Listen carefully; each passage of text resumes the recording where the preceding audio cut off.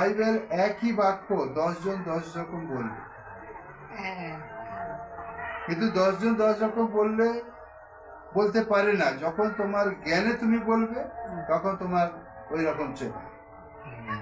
যেমন স্ত্রী স্বামীকে ভালোবাসবে না স্বামী স্ত্রীকে ভালোবাসবে? উভয়কে ভালোবাসবে।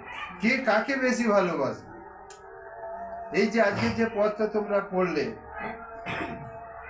কিন্তু এখন হে ঈশ্বর, না হে সদাপ্রভু, তুমি আমাদের পিতা, এখন কেন বলছে?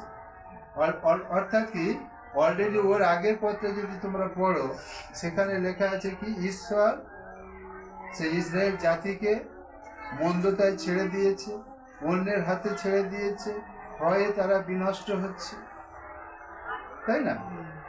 অনেকে আছে প্রভু যিশুও করবে, মূর্তি পূজা করবে, মদ খাবে, ঝগড়াঝাটি করবে, স্বামীকে গাল দেবে, স্বামী স্ত্রীকে ধরে মারবে, আবার প্রার্থনাও করবে, সবকিছু করবে। এটা কখন হতে পারে না।